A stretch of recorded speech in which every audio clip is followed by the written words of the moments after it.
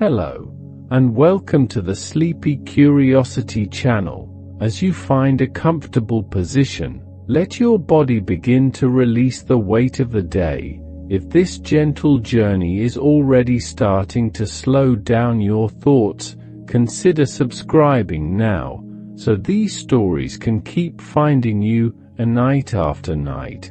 Now, let the relaxation settle into your breathing. The most resilient animal on the planet survives the vacuum of space, temperatures near absolute zero, and doses of radiation over 1,000 times lethal to humans. It's not a robot. It's not a lab creation. It lives in the moss on your roof right now. And the more we look at it, the more remarkable that becomes.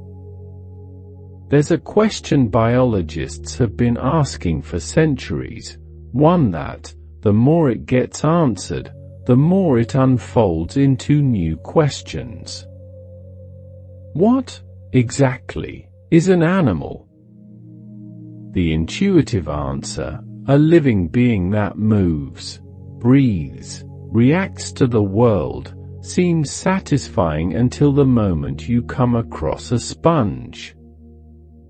A sponge has no nervous system, no muscles, no recognizable organs. It doesn't move at all. And yet, it's an animal. Completely, technically, biologically, an animal. That's because the real definition of an animal has nothing to do with what you see. It has to do with what you're made of. Animals are multicellular organisms whose cells lack rigid cell walls, that obtain energy by consuming other organisms, and that in most cases develop from a specific embryonic structure called a blastula. That set of criteria unites the sponge, the elephant, the blue whale, and the human being in a single kingdom. The kingdom Animalia. A family that began billions of years ago, and keeps expanding. And there's one detail that changes everything when you start thinking about the history of that kingdom. For most of Earth's existence, nearly 3 billion years, there were no animals here. The entire planet was inhabited by single-celled organisms. Bacteria, archaea, microorganisms of every kind, but nothing multicellular and complex. Nothing you could call an animal. Life existed, but in a form that would be completely unrecognizable to anyone looking at a lake or a forest today. What changed was oxygen. Multicellular organisms require far more energy than single-celled ones, and that energy only becomes available in sufficient quantities when there's an abundance of oxygen in the atmosphere. The gradual increase in atmospheric oxygen, generated by billions of years of photosynthesis by cyanobacteria, was what created the conditions for complex life to become possible. Without that geochemical backdrop, you might not be here right now, listening to these words. And after all that waiting, billions of years of silent preparation, animal diversity exploded in an interval that, in geological terms, is almost instantaneous. About 540 million years ago, in a period called the Cambrian explosion, nearly all the major body plans that exist in the animal world today appeared within a span of just a few million years. Eyes, limbs, shells, fins, jaws, complex nervous systems, all of it showed up at once, as if life had been waiting for the right signal to finally show what it was capable of. What's less obvious in that story is that those body plans, which appeared 500 million years ago, are still here. You carry, in your own body, structures that have direct equivalents in animals that lived before the dinosaurs. The genes that control the development of every part of your body have functional relatives in flies, octopuses, and marine worms. This starts to get more interesting when you realize what it means, that beneath all the extraordinary diversity of animal forms, there's a deep molecular unity. A shared code, written in DNA, that connects creatures that seem to have nothing in common. The PAX6 gene, for example, controls eye development in animals as different as insects and vertebrates. If you take that gene from a mouse and activate it in the wrong place in a fly during development, the fly forms functional eyes in the wrong place, fly eyes, not mouse eyes, but formed by genetic instructions from a mammal. The gene survived hundreds of millions of years of evolution because the task it performs, initiating the developmental program of a light-sensitive organ, is so fundamental that natural selection never found a reason to discard it. And what that says about evolution is something worth letting sink in for a moment. Evolution doesn't invent from scratch. It modifies what already exists. It takes an ancient gene and places it in a new context, a new moment in development, a different part of the body. The result looks completely new. A fly's eye doesn't look like a human eye, but the underlying instructions are old. Very old. The diversity you see in the animal kingdom is, to a large extent, the result of variations on themes that are hundreds of millions of years old. That doesn't mean every animal structure has a directly recognizable common ancestor. Sometimes evolution arrives at the same solution through completely independent paths. The octopus eye and the vertebrate eye are one of the most fascinating examples of this. On the outside, they look surprisingly similar. They have a lens, a retina, an iris, a generally similar structure. But they evolved in entirely independent ways, in lineages that separated hundreds of millions of years ago. What's even more intriguing is that the octopus eye resolves an imperfection that the human eye still carries to this day. In vertebrates, the photoreceptors, the cells that detect light, point toward the inside of the eye, in the opposite direction from the incoming light. That means the nerves connecting those cells to the brain have to pass through the retina, creating a blind spot where there are no photoreceptors. The brain fills in that blind spot automatically, so well that you rarely notice it exists. In the octopus, the photoreceptors point directly toward the incoming light. There's no blind spot.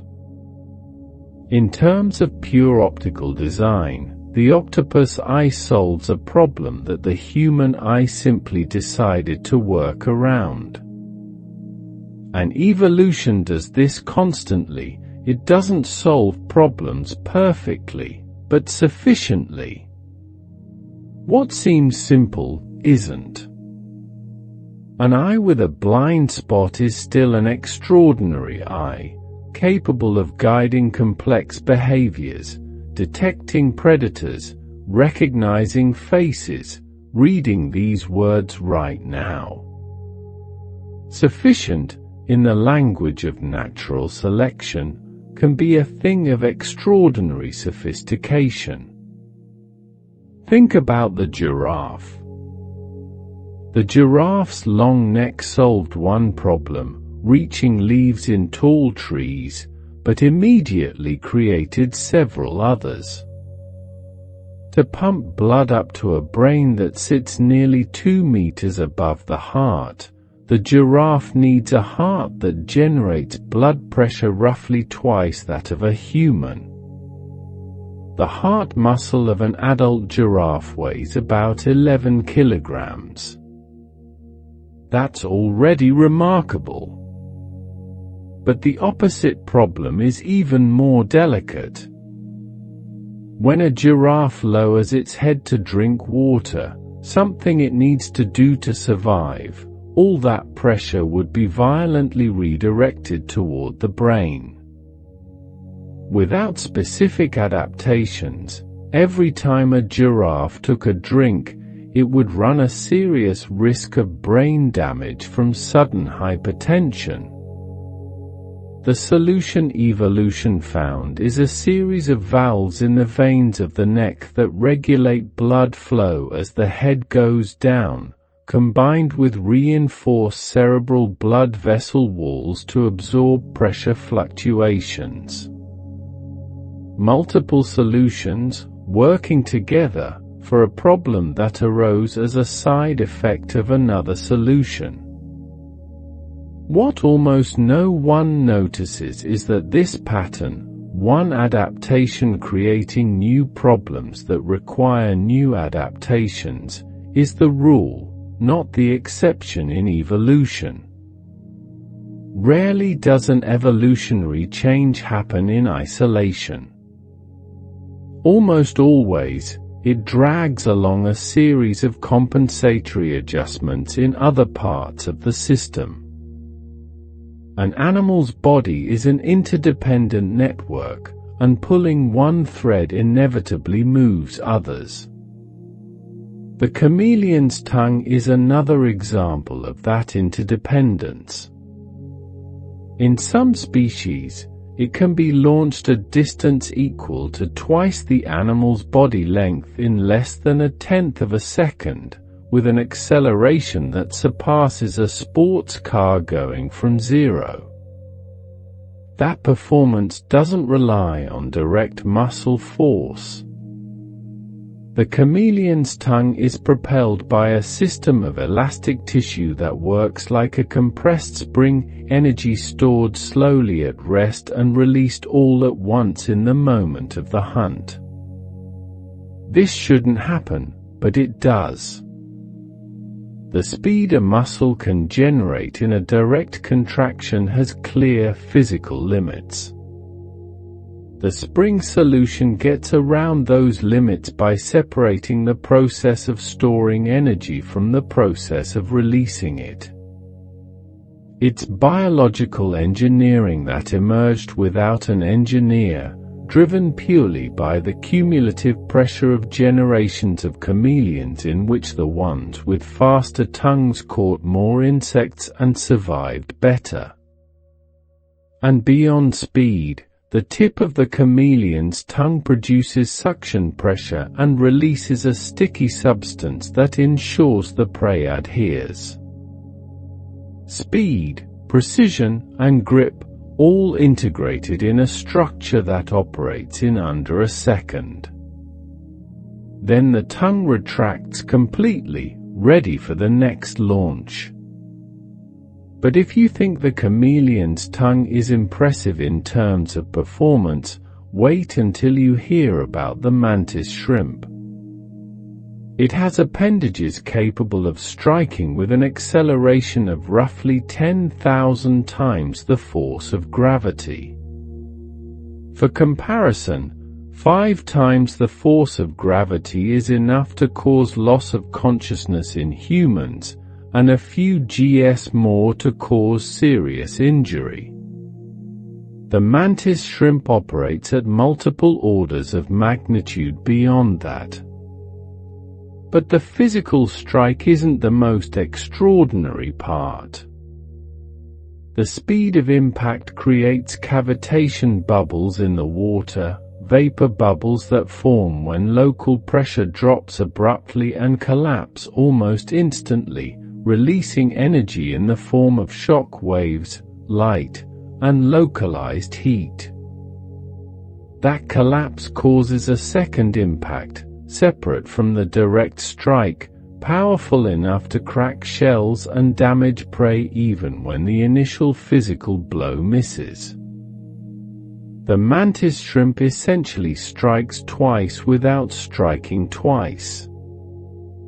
The appendages that withstand those repeated impacts without fracturing have a spiral structure of mineralized fibers that distribute stress so efficiently that materials engineers are actively studying it as a model for helmets, body armor, and high-resistance coatings. Once again, evolution got there before engineering, and got there with a solution that engineering is still working to fully replicate. This is something that comes up repeatedly when you study the animal kingdom closely. Nature doesn't just inspire technology, it precedes it. Shark skin is a clear example. Up close, it's not smooth. It's covered in tiny structures called dermal denticles, with a chemical composition similar to teeth. Each denticle has a specific aerodynamic shape that redirects water flow, reducing turbulence and resistance to movement. That pattern has been studied extensively by modern engineering. Coatings inspired by the microstructure of shark skin have been tested on boat hulls, swimsuits, and aircraft surfaces. Some competition suits based on that principle were eventually banned from Olympic events for offering an advantage considered excessive. Evolution took hundreds of millions of years to develop that solution, and it remains difficult to fully replicate with the manufacturing technologies available today. And there's one detail that changes everything in the shark story: they don't just need to move efficiently. They need to find their prey. And for that, sharks have a sense that no land vertebrate ever developed: the ability to detect electric fields. Small pores in the snout called the ampullae of Lorenzini are filled with a highly conductive gel-like substance, connected to sensory cells of extraordinary sensitivity. Every muscle in motion generates a weak electric field. That means a completely still fish, buried in the sand at the bottom of the ocean, is still detectable by a shark that passes close enough, because the heart and gills keep generating electrical activity.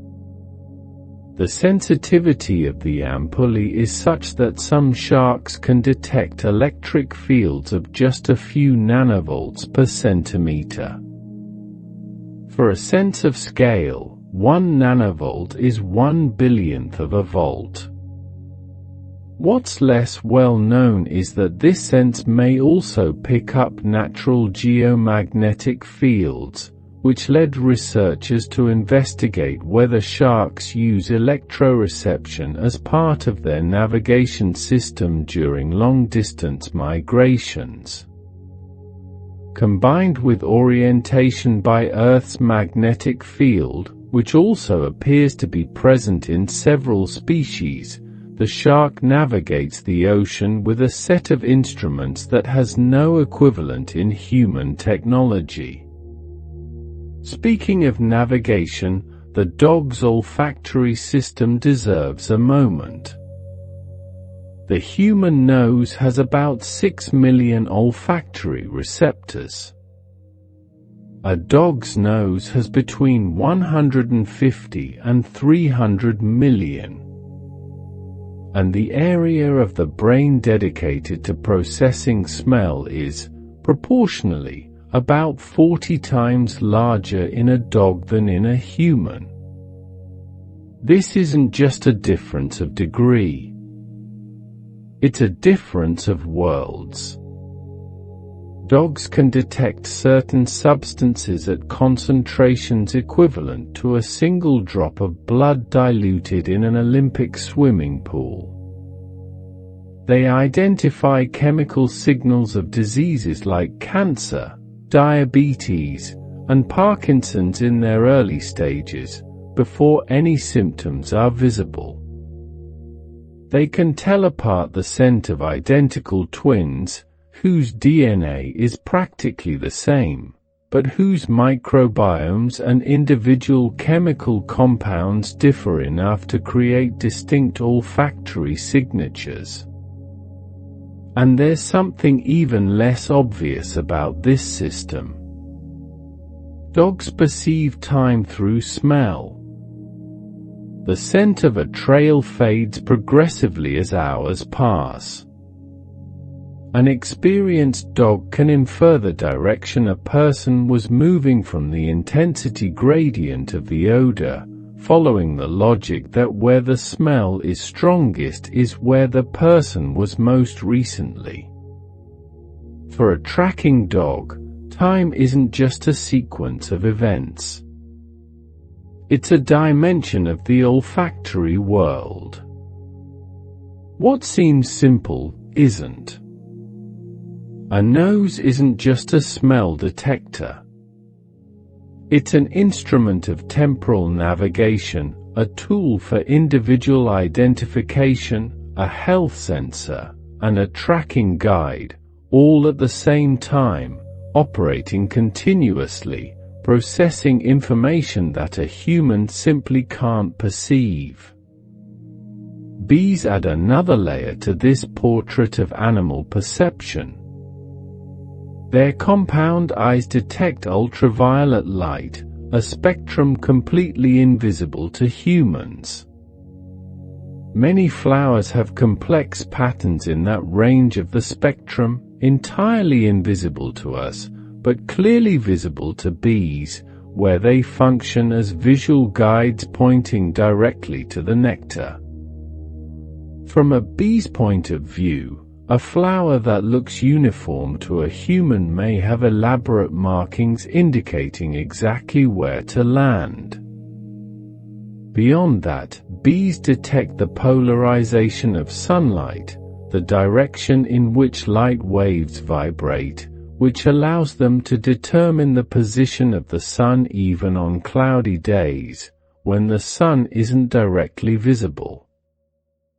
It's like a solar compass that works even with clouds blocking the direct light source. That navigation system is always active, always calibrating, always informing. And once a scout bee finds a rich food source, it needs to communicate that discovery to the other bees in the hive. It does this through dance. The famous bee dance encodes 3 pieces of information simultaneously: the direction of the source relative to the sun, the distance to it, and the quality of the resource found. The direction is encoded by the angle of the dance relative to vertical. The distance, by the duration of the central phase. The enthusiasm with which the dance is performed signals the quality. And there's one detail that changes everything about this communication: the dance is performed in the dark, on a vertical surface, surrounded by dozens of other moving bees. The watching bees don't see the dance, They feel it through physical contact and the vibrations it generates in the surface. It's a tactile and vibratory communication system that works under conditions where any visual communication would be impossible. The information that guides dozens of bees to a specific destination kilometers away is transmitted in the dark, through touch. This starts to get more interesting when you consider what happens at the other end of the communicative complexity spectrum, in ravens. These birds produce different alarm calls depending on the type of predator detected. And other ravens, including some that have never seen the predator in question, respond in distinct ways to each type of call. There's semantic content in that communication. It's not just a generic warning cry. It's information about what is threatening, where it's coming from, what kind of response it requires. More than that, ravens recognize individual human faces and hold on to that memory for years. Individuals that had been captured, banded, and released by researchers began producing specific alarm calls whenever those researchers approached, alerting other ravens in the group. That information spread to ravens that had never had direct contact with the researchers. It's social learning about specific threats, passed between generations, functioning as a distributed collective memory system. The raven's brain is structurally very different from the mammal brain, without the layered neocortex we associate with advanced cognition. What ravens demonstrate is that complex intelligence can emerge from entirely different neural architectures, as long as the right selective pressure and ecological context are present. Intelligence is not the exclusive property of one specific neural design.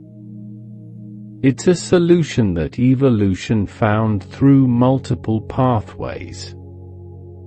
New Caledonian crows, species Corvus menegeloides, bend pieces of wire to create hooks, select branches with natural forks that work as tools, and in controlled experiments solve multi-step problem sequences, using one tool to obtain another tool that will be used to obtain food. In one particularly revealing experiment, a crow needed to use a short stick to reach a longer stick inside a box, and then use the longer stick to reach food in a third box. Without any prior demonstration, the crow solved the sequence on the first attempt, after a brief period of observing the setup. What that implies about planning is unsettling for any view that places anticipatory thinking as exclusively human. Planning means acting in the present to solve a future problem, imagining a situation that doesn't yet exist and choosing actions based on that projection. Crows do this. And so do chimpanzees, which carry specific stones for kilometers to trees where they know they'll find nuts that need to be cracked. The stone is selected before the problem appears, carried in anticipation of a future need. What almost no one notices is that tool use, for decades considered a boundary separating humans from all other animals, is, in reality, a spectrum.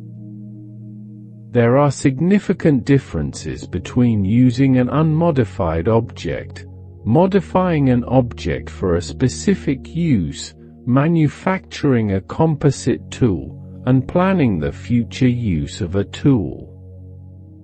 Chimpanzees do all of this.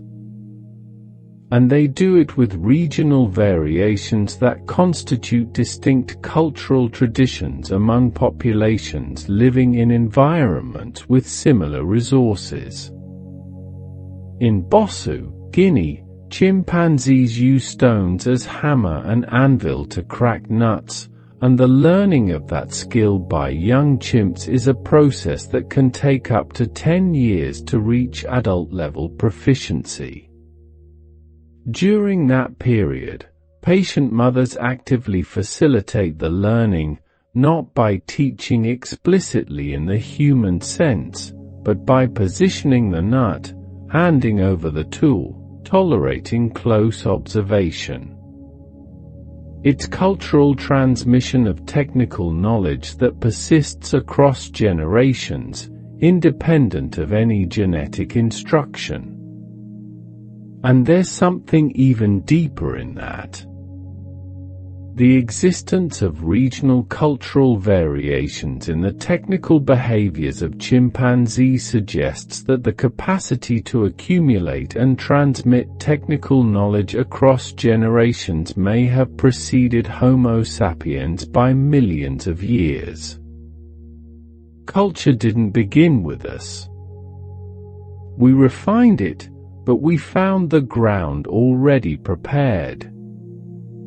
The octopus, however, challenges any attempt to trace a linear narrative about the evolution of intelligence. Its lineage separated from that of vertebrates hundreds of millions of years ago. They are fundamentally solitary. There's no social group transmitting knowledge, no family structure facilitating learning. And yet, octopuses demonstrate in controlled experiments a capacity for observational learning, long-term memory, and behavioral flexibility that rivals that of far more studied animals. And what's most intriguing about this whole story is the architecture of the octopus's nervous system. Of the roughly 500 million neurons it has, a number comparable to some mammals, only 1/3 are in the central brain.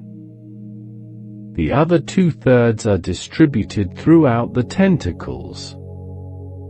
Each tentacle operates with a significant degree of autonomy, exploring surfaces, identifying textures, and manipulating objects without receiving detailed instructions from the central brain at every moment. It's a distributed mind. The brain sets general goals, the tentacles resolve the details of execution independently. One tentacle might be exploring a crevice in search of food while another is manipulating a rock while a third is pushing a current.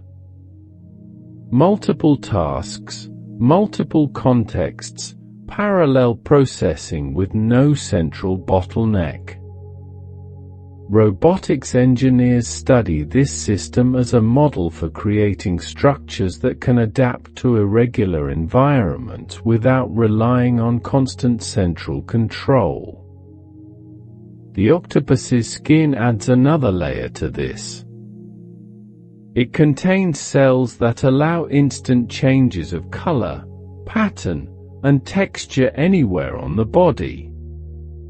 In less than a second, an octopus can completely alter its appearance to match any substrate, sand, coral, rock, algae, with a precision that frequently makes the animal virtually invisible even to observers who know exactly where it is.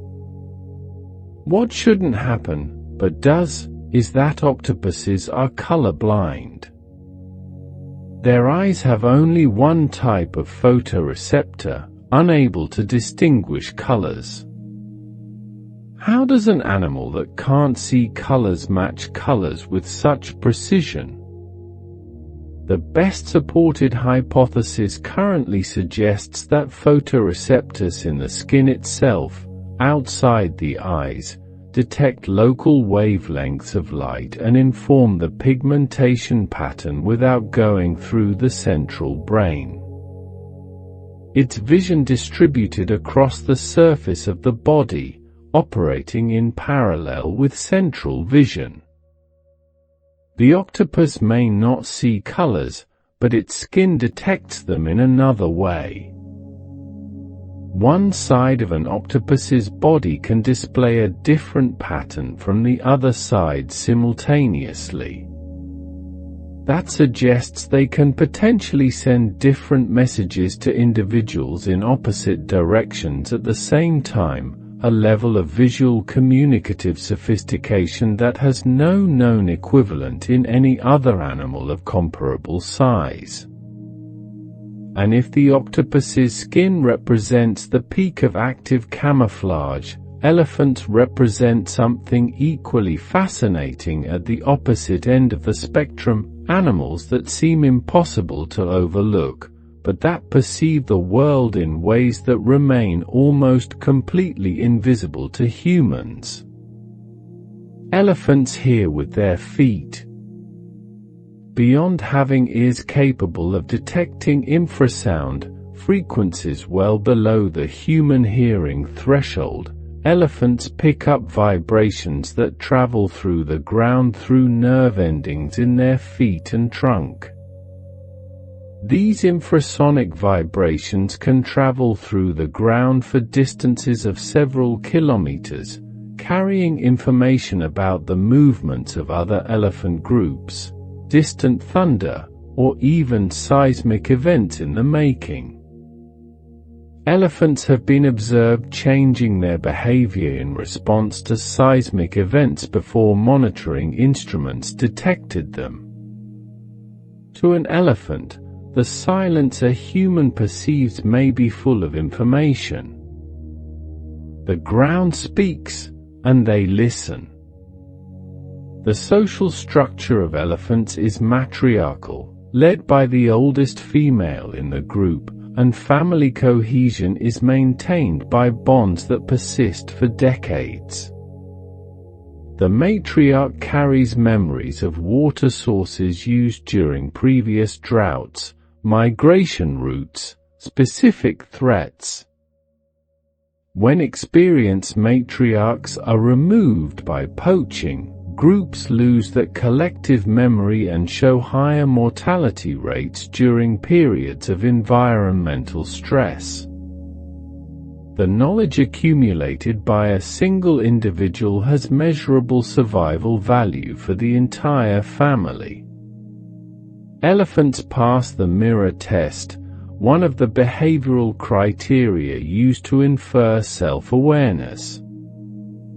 When a mark is placed in a location only visible through the reflection, they touch their own mark with their trunk after observing the reflection, behavior interpreted as recognition that the image in the mirror is of themselves. They comfort distressed individuals with physical contact and soft vocalizations. They display prolonged mourning behaviors in the presence of dead group members.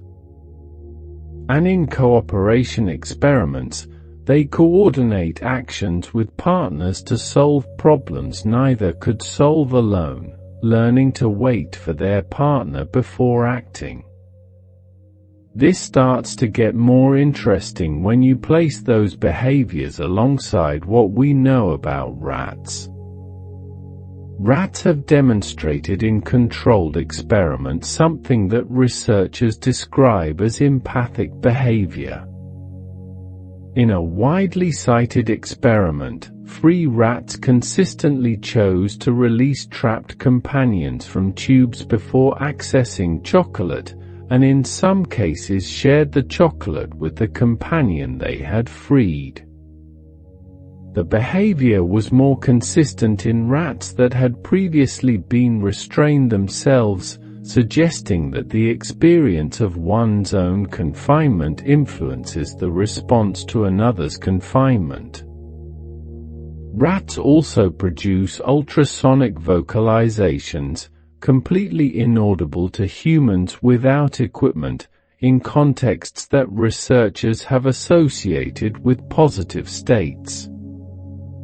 When they play, when they anticipate something pleasant, they emit pulses around 50 kHz. In stressful situations, they emit different frequencies. And studies suggest that rats actively seek out situations that trigger the high-frequency calls, which suggests that the state associated with them is somehow rewarding. Whether that constitutes something analogous to joy is a question neuroscience is still working to answer. There's something more about rats worth paying attention to. In difficult sensory discrimination tasks, they could choose between responding to the task or skipping to the next one, and they used the skip option consistently more when the task was hard and uncertainty was high. That's functionally equivalent to what humans do when they say "I don't know." Metacognition, the ability to evaluate one's own knowledge, may be far more widely distributed across the animal kingdom than previously thought. What seems simple isn't. A rat isn't just a reactor to stimuli. It may be a being that evaluates its own certainty, that responds to the suffering of companions, that expresses internal states in contextual ways. The line separating its inner experience from ours may be less clear than intuition suggests. Dolphins add yet another dimension to this. Each dolphin develops, while still young, a unique whistle, called a signature whistle, that functions like a name. Other dolphins recognize and respond to that whistle. Individuals use their own signatures to announce themselves in social situations. And dolphins can imitate another individual's signature whistle, which researchers interpret as calling someone by name. Using an acoustic signal to refer to a specific absent individual has been clearly documented, so far, only in humans and dolphins.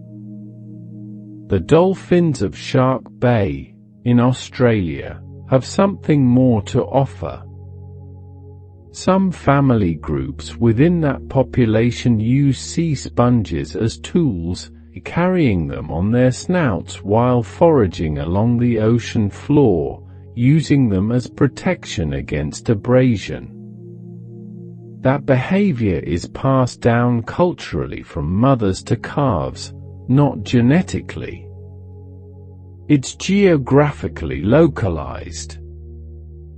It's lineage specific. And it persists across generations. Cultural tradition in non-human animals satisfying rigorous criteria. And there's one detail that changes everything when you connect this to the story of orcas. Post-reproductive female orcas, grandmothers, significantly increase the survival rate of young in the group, especially during periods of food scarcity. They lead the group to food sources they know from decades of experience. The value of the knowledge accumulated by these females, and their contribution to the survival of their relatives, outweighs the cost of keeping them in the group without directly contributing offspring of their own. Orcas are one of the few mammals, besides humans, in which females live for decades after reproduction ends. And the reason, in both cases, may be the same: knowledge is worth more than reproduction. But if the animal kingdom has one producer of collective knowledge that surpasses all others in scale, that title belongs to humpback whales. Their songs can last for hours without interruption and travel hundreds of kilometers through the ocean. Within a single population, all the males sing versions of the same song during a given season. Over time, that song is gradually modified, new phrases are introduced, others are dropped, and every individual in the group adopts the changes in a synchronized way. It's collective cultural updating. Researchers have observed that musical innovations appear first in Pacific populations and spread geographically eastward over the course of years, following routes of contact between groups. The whale's song is not just communication. It's a cultural phenomenon with its own dynamic, one that changes over time, that spreads geographically, that reflects something about the social life and history of a population. And while the whales sing in the oceans, in underground systems all over the world, ants are building empires. Leafcutter ants maintain underground fungus gardens that are their primary food source, and the management of those gardens involves a division of labor so specific that different groups of workers have distinct body morphologies, shaped by evolution for precise functions. The smallest tend the mycelium with their delicate mandibles. The larger ones carry leaves. The soldiers defend. And there's still a specialized group dedicated to detecting and removing pathogenic fungi, functioning as a behavioral immune system for the colony. The fungus cultivated by leafcutter ants doesn't exist anywhere outside those colonies. The relationship is at least 50 million years old. Each party became so dependent on the other that neither can survive without the other's presence. It's one of the oldest and most stable symbioses documented in the animal kingdom, a co-evolutionary partnership that began before the primates, before the first horses, when South America itself was still becoming the continent we know today. That depth of time is something the animal kingdom offers repeatedly, the ability to reveal stories that extend beyond any intuitive human scale. The Greenland shark, for example. Studies dating the eye lens of captured specimens indicated ages of 272 to over 500 years. The largest known individuals, over 5 meters long, may have been born before the Industrial Revolution. Sexual maturity in this species is reached around 150 years of age. A Greenland shark is considered young for a period longer than a complete human lifespan. And on the other hand, the jellyfish Turritopsis dawni can, when exposed to stress or aging, reverse its life cycle. The adult animal contracts, sinks, and transforms back into a juvenile state, from which new adult individuals develop again. This can, theoretically, repeat indefinitely. It's not invulnerability, the jellyfish remains vulnerable to predation and disease. It's the absence of an intrinsic limit on life cycles. A biologically significant distinction, and one that directly interests aging researchers. But none of those stories of biological resilience come close to what tardigrades do. In cryptobiosis, the state they enter under extreme stress, their metabolism drops to less than 0.01% of normal. They survive temperatures near absolute zero, above 150 degrees Celsius, pressures of 6,000 atmospheres, doses of ionizing radiation more than 1,000 times above what would be lethal to humans. And viable tardigrades have been found in samples stored dry for over 30 years. A unique protein called SUP physically binds to the tardigrade's DNA and protects it from radiation damage and oxidative stress. When researchers inserted the SUP gene into human cells cultured in a lab, the treated cells showed significantly greater resistance to radiation. An animal less than a millimeter long, that you could probably find within a short walk, may contribute to human survival beyond Earth. The limits of the animal kingdom extend in every direction. At the extreme of size, the blue whale, the largest animal that has ever existed on Earth, reaching up to 30 meters and 180 tons. A heart that weighs about 180 kilograms. Arteries wide enough for an adult human to crawl through. What allows an animal of such mass to exist is the aquatic environment, which eliminates the structural problem that limits large land animals, the need to support their own weight against gravity. The blue whale also produces the most intense sounds ever measured in any animal, low-frequency pulses that can exceed 180 decibels and travel hundreds of kilometers. Paradoxically, those sounds are below the human hearing threshold. One of the loudest animals on the planet produces sounds that a human without specialized equipment simply cannot hear. And somewhere between the extremes of size and invisibility, between the angardens and the whale songs, between the blind spot-free eyes of octopuses and the oversized hearts of giraffes, a pattern emerges repeatedly. Evolution doesn't seek perfection. It seeks sufficiency. What survived, in every case, isn't the most elegant or the most efficient in absolute terms. It's the good enough to reproduce, the resilient enough to persist, the flexible enough to adapt when conditions change.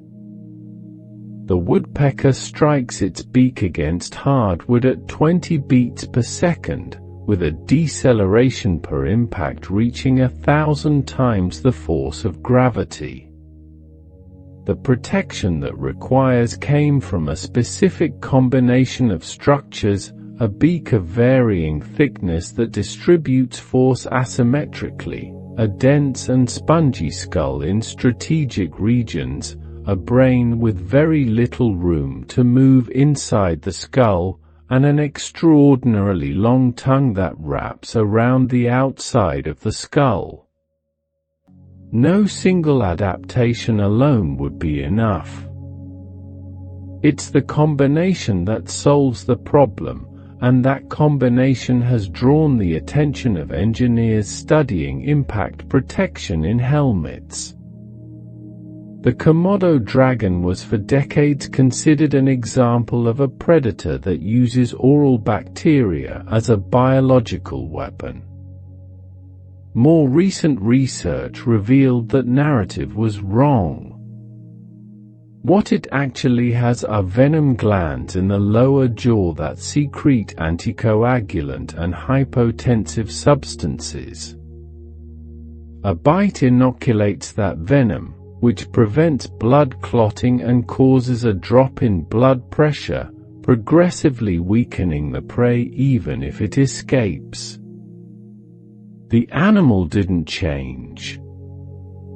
The understanding we had of it was simply incomplete. The emerald wasp doesn't kill its prey. It controls it. It injects venom into 2 precise points in a cockroach's nervous system, first temporarily paralyzing the front legs, then directly interfering with escape behavior. The result is a cockroach that remains alive, keeps breathing, is still capable of walking, but has completely lost the initiative to move on its own. The wasp then leads it by the antenna, like a leash, to its burrow. Deposits an egg. Seals the entrance. Its predatory neurosurgery, 2 injections at specific anatomical points that produce distinct behavioral states without compromising the viability of the host. And if the emerald wasp represents the peak of behavioral control through chemistry, the fungus Ophiocordyceps unilateralis represents something even more unsettling. It infects ants and manipulates their behavior with disturbing precision. The infected ant abandons the colony, climbs vegetation to a specific height, bites into plant tissue with unusual force, and remains motionless until it dies. The fungus then grows from the corpse, releasing spores onto healthy ants below. The height at which the ant dies is not random, it's consistently the height with the ideal temperature and humidity for fungal growth. The mechanism doesn't involve invasion of the brain. The ant's brain tissue remains relatively intact. The fungus appears to secrete compounds that interfere directly with muscles and the peripheral nervous system, producing specific behaviors without needing to destroy the central control center. It's behavioral control through chemistry, not through invasion. And it's what reminds us that the boundary between the animal and the things living inside it is biologically far less clear than we intuit. Every complex animal is, in some sense, an ecosystem. Mitochondria, the organelles that produce energy in the cells of all animals, are descendants of bacteria that likely began as endoparasites of ancestral cells about 1.5 billion years ago. What is today an indispensable part of every animal cell possibly began as an infection. The symbiosis that looks benevolent today may have started in very different ways, and what looks like parasitism today may be in the process of transforming into something different over future millennia. The cleaner fish illustrates how that economy of relationships works in real time. Small fish that remove parasites from larger fish, which could easily eat them but suppress predatory behavior during the interaction. Cleaners that cheat, biting the healthy tissue of the client, lose clients and suffer a drop in the number of visits. Reputation matters to a fish. Long-term studies on reefs where cleaners were experimentally removed showed a significant increase in the parasite load of resident fish. They're service providers with a measurable impact on the health of an entire ecosystem. That kind of systemic impact resurfaces when you think about the daily vertical migration of the oceans. Hundreds of species of zooplankton and fish spend the day at depths of 200 to 1,000 meters, where the darkness protects them from visual predators, and rise to the surface at night to feed. That migration is considered the largest animal movement on the planet in terms of total biomass. It happens simultaneously in every ocean, every night, involving trillions of organisms. And in doing so, these animals consume organic carbon at the surface and transport it to deep waters, where it remains sequestered far longer than it would at the surface. Animals that seem to simply be fleeing predators are, collectively, regulating the chemistry of Earth's atmosphere. And the Arctic tern makes the longest known migration of any animal, from the Arctic to the Antarctic and back, covering between 70,000 and 90,000 kilometers per year.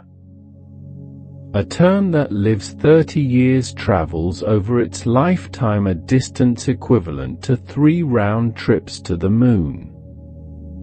It perpetually chases summer, always in the regions with the most hours of sunlight, always where oceanic productivity is highest. Studies with geolocators showed that different individuals follow distinct routes and take advantage of favorable wind systems in ways that suggest flexibility and contextual adjustment, not just a genetically fixed path. The monarch butterfly makes a migration that raises a biological question for which there's still no completely satisfying answer.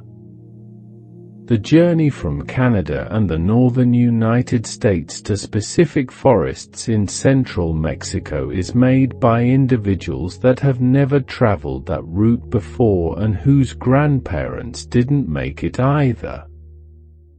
No single individual makes the round trip. For generations succeed one another over the complete cycle. The route, the destination, the orientation behavior, all of it is encoded genetically with enough precision to guide an animal that never received direct instruction from any experienced individual. The memory of the migration isn't in any individual brain. It's distributed in the genome of the species, accumulated by selection over millennia. Sea turtles return to lay their eggs on the same beach where they were born, sometimes after decades and thousands of kilometers away. The mechanism is magnetic. Turtles detect Earth's magnetic field with enough precision to identify the unique magnetic signature of a geographic location. They memorize that signature at birth and, years later, use it as a navigation destination. On beaches where the local magnetic field has been altered by industrial activity, turtles have arrived in adjacent areas with magnetic signatures similar to those of the original beach. They don't search for the beach visually. They search for its magnetic coordinates. And nocturnal migratory birds use the stars, but not in a simple way. They identify the point in the sky around which the stars appear to rotate, the celestial pole, and use that point as a north reference, regardless of which specific stars are visible. That knowledge is acquired during a critical period of development. Chicks that observe the night sky in the first weeks of life learn the geometry of stellar rotation. Chicks raised without a view of the night sky during that period develop poor orientation. It's learning with a critical time window applied to navigation. The geometry of the universe, imprinted in bird brains in the first weeks of life. The sleep of animals adds one final layer of surprise to this picture. Almost all animals sleep, or exhibit something functionally equivalent, even if that means being temporarily vulnerable to predators. Fruit flies sleep, and when deprived of sleep, they die. Sea slugs exhibit patterns of neural activity during rest periods that have characteristics similar to REM sleep in vertebrates. Sleep appears to have emerged very early in animal history, and whatever its fundamental function is, it's important enough to have been preserved for hundreds of millions of years. Dolphins and whales solved an apparently unsolvable problem: how to sleep being a mammal that needs to breathe consciously. Half the brain enters deep sleep while the other half remains active, maintaining motor control and environmental monitoring. The animal keeps swimming, rising to breathe, with one eye open monitoring its surroundings. The two hemispheres take turns until both have accumulated enough sleep. The animal emerges fully restored, without ever having been completely unconscious. Some migratory birds use the same mechanism during long flights over the ocean. The North American wood frog freezes in winter. Up to 65% of its body water can convert to ice. The organs become literally encased in crystals. The heart stops. Breathing ceases. Glucose is pumped in extremely high concentrations into the cells, functioning as an intracellular antifreeze. In spring, the process reverses, the heart resumes beating, circulation re-establishes itself. In clinical terms, the frog dies and comes back to life every winter. And the biology of that process directly interests researchers working on organ preservation for transplant. Across all these stories, from tardigrades to blue whales, from ravens to octopuses, from ants to monarch butterflies, a pattern emerges repeatedly. Every animal is a specific solution to specific problems. The extraordinary diversity of forms, behaviors, physiologies, and strategies that exists in the animal kingdom is neither random nor arbitrary. It's the accumulated record of billions of experiments conducted over hundreds of millions of years, in most of which the experiments failed and left only fossil traces.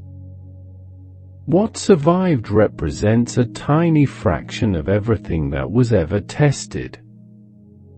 And each of those survivors carries, in its biology, the compressed history of all the pressures that shaped its ancestors. Studying animals isn't just cataloging curiosities. It's reading the greatest archive of solutions to survival problems that exists, written in DNA, behavior, and body form across the entire history of life on Earth. When you look at a bird through the window in the morning, or at an insect on a leaf, or at a dog sleeping on the floor, you're looking at the result of an unbroken chain of survival that stretches back hundreds of millions of years. Every wing beat, every breath, every microscopic adjustment in an eye or a membrane or a synapse, all of it is the inheritance of a story longer than any mind can truly grasp. And that story continues. Right now, in some tropical forest, in some ocean trench, in some rooftop moss, something is adapting. Something is finding a new solution to an old problem. Evolution hasn't stopped. It simply operates on timescales that make its movements invisible to a single human life. But biology offers us the possibility of seeing beyond that scale, of glimpsing, in the patterns that exist today, the echoes of pressures that acted millions of years ago, of recognizing, in the blind spot-free eye of the octopus, the history of an evolutionary path that was different from our own, of hearing, in the whale song that gradually changes over years, something that may be analogous to what we call culture. The animal kingdom is not a place separate from us. It's the context within which our own species arose. It's the extended family of which we are a part, even if we often forget that. And the more we look, with patience, with attention, with the willingness to let the evidence guide what we expect to find, the more what we find surprises us. That's the promise the animal kingdom keeps fulfilling. No matter how much is already known, no matter how many species have been described, how many behaviors documented, how many genes sequenced, the next careful observation can still reveal something that changes the way we understand what it means to be a living being on this planet. And with that thought, that openness to what remains to be discovered, let the night do what it does best. Let your thoughts slow down. Let the images of extraordinary animals drift gently through your mind, unhurried, with nowhere to go.